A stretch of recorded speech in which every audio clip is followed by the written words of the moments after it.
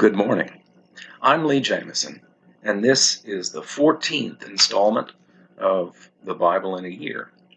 Today we'll be reading Genesis 33 through 35 and John 7, 28 through 53. Today's reading includes Jacob's confrontation with Esau and Esau's forgiveness in that confrontation. Jacob then is wary of his brother and goes another way. Then in the second chapter, there is the defiling of Dinah, the daughter of Leah, and the shocking reaction of the sons of Jacob. And finally, God blesses and again renames Jacob. So we have the continuation of the multiple narratives. For example, does Jacob go to live in Succoth, or does Jacob go to live in Shechem? And is Shechem a city, or is Shechem a person? All of these things are part of the complexity of the editing of the biblical narratives. Chapter 33, Jacob meets Esau. And Jacob lifted up his eyes and looked, and behold, Esau was coming, and 400 men with him. So he divided the children among Leah and Rachel and the 2 female servants, and he put the servants with their children in front, and Leah with her children, and Rachel and Joseph last of all. He himself went on before them, bowing himself to the ground 7 times until he came near to his brother. But Esau ran to meet him and embraced him, and fell on his neck and kissed him, and they wept. And when Esau lifted up his eyes and saw the women and children, he said, "Who are these with you?" Jacob said, "The children whom God has graciously given your servant." Then the servants drew near, they and their children, and bowed down. Leah likewise and her children drew near and bowed down. And last Joseph and Rachel drew near, and they bowed down. Esau said, "What do you mean by all this company that I met?" Jacob answered, "To find favor in the sight of my Lord." But Esau said, "I have enough, my brother. Keep what you have for yourself." Jacob said, "No, please. If I have found favor in your sight, then accept my present from my hand. For I have seen your face, which is like seeing the face of God, and you have accepted me. Please accept my blessing that is brought to you, because God has dealt graciously with me, and because I have enough." Thus he urged him, and he took it. Then Esau said, "Let us journey on our way, and I will go ahead of you." But Jacob said to him, "My Lord knows that the children are frail, and that the nursing flocks and herds are a care to me. If they are driven hard for one day, all the flocks will die. Let my Lord pass on ahead of his servant, and I will lead on slowly at the pace of the livestock that are ahead of me, and at the pace of the children, until I come to my Lord in Seir." So Esau said, "Let me leave with you some of the people who are with me." But he said, "What need is there? Let me find favor in the sight of my Lord." So Esau returned that day on his way to Seir. But Jacob journeyed to Succoth, and built himself a house, and made booths for his livestock. Therefore the name of the place is called Succoth. And Jacob came safely to the city of Shechem, which is in the land of Canaan, on his way from Paddan Aram. And he camped before the city. And from the sons of Hamor, Shechem's father, he bought for 100 pieces of money the piece of land on which he pitched his tent. There he erected an altar and called it El Elohe Israel. The Defiling of Dinah, chapter 34. Now Dinah, the daughter of Leah, whom she had borne to Jacob, went out to see the women of the land. And when Shechem, the son of Hamor the Hivite, the prince of the land, saw her, he seized her and lay with her and humiliated her. And his soul was drawn to Dinah, the daughter of Jacob. He loved the young woman and spoke tenderly to her. So Shechem spoke to his father, Hamor, saying, "Get me this girl for my wife." Now Jacob heard that he had defiled his daughter Dinah, but his sons were with his livestock in the field, so Jacob held his peace until they came. And Hamor, the father of Shechem, went out to Jacob to speak with him. The sons of Jacob had come in from the field as soon as they heard of it, and the men were indignant and very angry because he had done an outrageous thing in Israel by lying with Jacob's daughter, for such a thing must not be done. But Hamor spoke with them, saying, "The soul of my son Shechem longs for your daughter. Please give her to him to be his wife. Make marriages with us. Give your daughters to us, and take our sons for yourselves. You shall dwell with us, and the land shall be open to you. Dwell and trade in it, and get prosperity in it." Shechem also said to her father and to her brothers, "Let me find favor in your eyes, and whatever you say to me I will give. Ask me for as great a bride price and gift as you will, and I will give whatever you say to me. Only give me the young woman to be my wife." The sons of Jacob answered Shechem and his father Hamor deceitfully, because he had defiled their sister Dinah.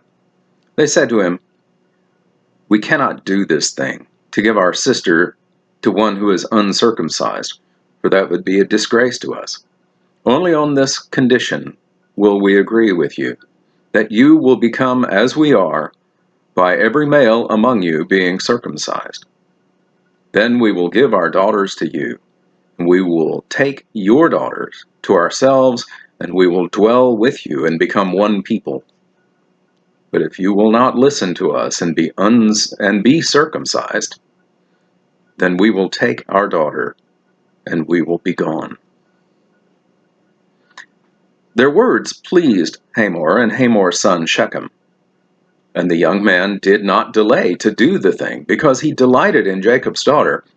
Now he was the most honored of all his father's house. So Hamor and his son Shechem came to the gate of their city and spoke to the men of the city, saying, "These men are at peace with us.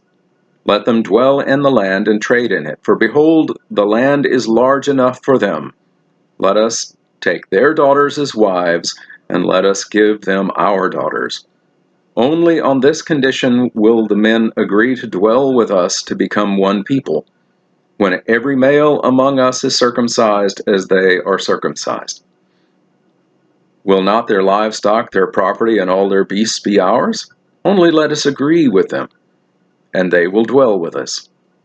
And all who went out of the gate of the city listened to Hamor and his son Shechem, and every male was circumcised, all who went out of the gate of the city.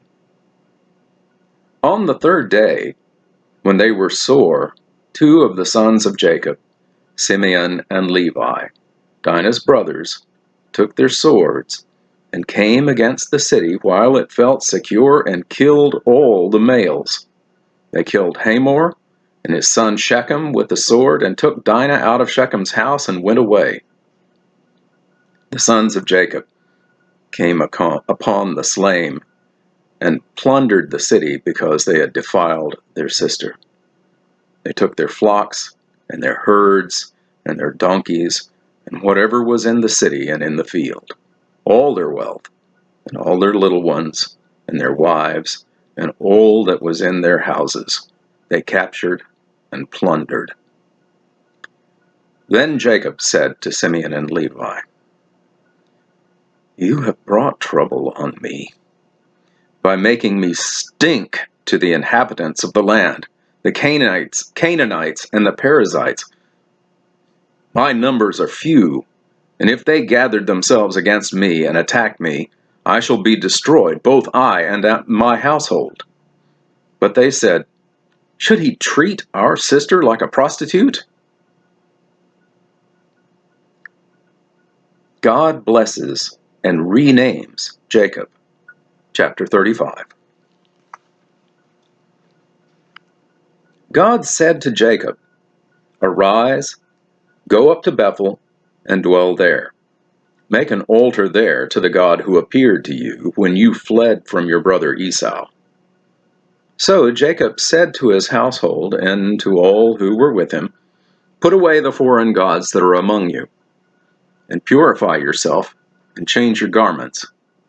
Then let us arise and go up to Bethel, so that I may make there an altar to the God who answers me in the day of my distress, and has been with me wherever I have gone." So they gave Jacob all the foreign gods that they had, and the rings that were in their ears. Jacob hid under the terebinth tree that was near Shechem.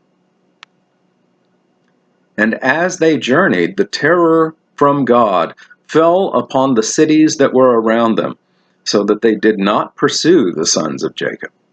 And Jacob came to Luz, that is Bethel, which is in the land of Canaan, he and all the people who were with him. And there he built an altar and called the place El Bethel, because there God had revealed himself to him when he fled from his brother. And Deborah, Rebekah's nurse, died, and she was buried under an oak below Bethel. So he called its name Allon Bakuth. God appeared to Jacob again when he came from Paddan Aram and blessed him. And God said to him, "Your name is Jacob. No longer shall your name be called Jacob, but Israel shall be your name." So he called his name Israel. And God said to him, "I am God Almighty. Be fruitful and multiply. A nation and a company of nations shall come from you, and kings shall come from your own body. The land that I gave to Abraham and Isaac I will give to you, and I will give the land to your offspring after you." Then God went up from him in the place where he had spoken with him. And Jacob set up a pillar in the place where he had spoken with him, a pillar of stone. He poured out a drink offering on it and poured oil on top of it. So Jacob called the name of the place where God had spoken with him, Bethel. The deaths of Rachel and Isaac. When they journeyed from Bethel, when they were still some distance from Ephrath, Rachel went into labor, and she had a hard labor. And when her labor was at its hardest, the midwife said to her, "Do not fear, for you have another son." And as her soul was departing, for she was dying, she called his name Ben-Oni, but his father called him Benjamin. So Rachel died, and she was buried on the way to Ephrath, that is, Bethlehem. And Jacob set up a pillar over her tomb. It is the pillar of Rachel's tomb, which is there to this day. Israel journeyed on and pitched his tent beyond the tower of Eder. While Israel lived in that land, Reuben went and lay with Bilhah, his father's concubine, and Israel heard of it. Now the sons of Jacob were 12, the sons of Leah, Reuben, Jacob's firstborn, Simeon, Levi, Judah, Issachar, and Zebulun. The sons of Rachel, Joseph and Benjamin.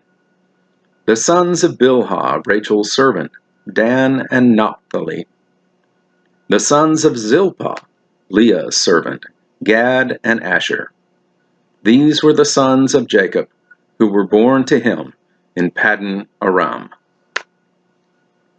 And Jacob came to his father Isaac at Mamre, in Kiriath Arba, that is, Hebron, where Abraham and Isaac had sojourned.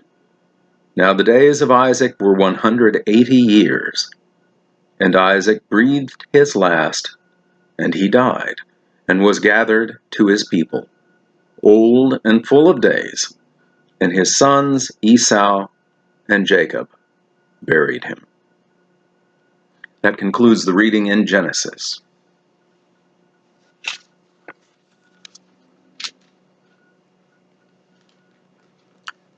John 7:28 through 52.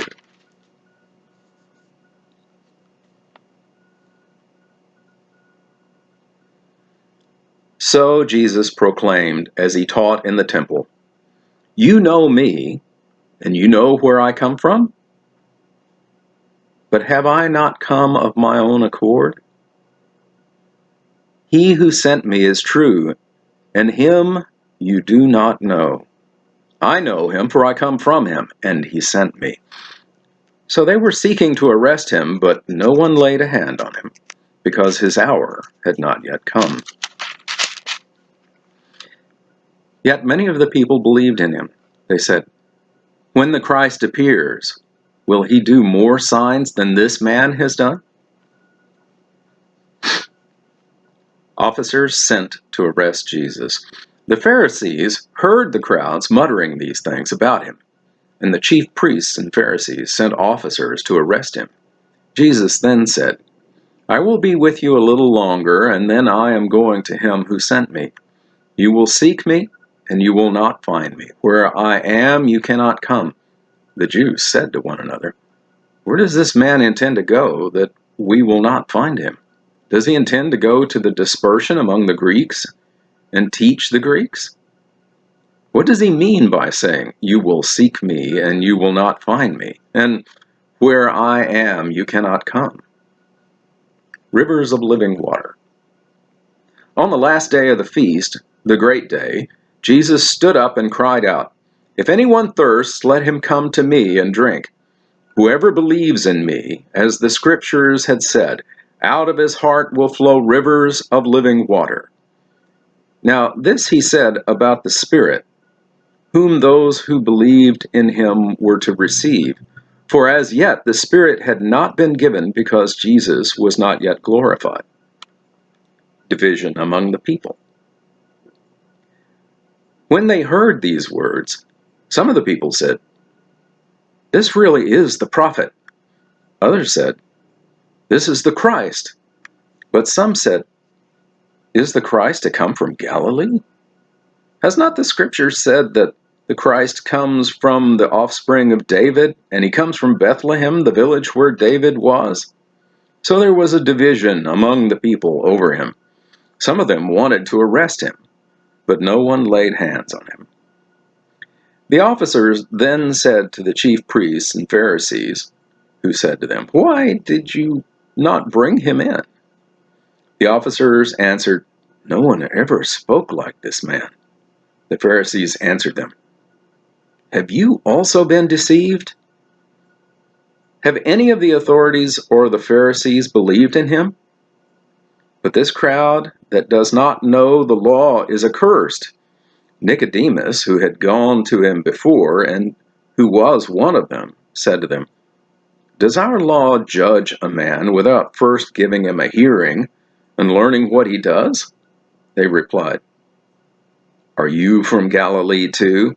Search and see that no prophet arises from Galilee." That concludes the reading in John.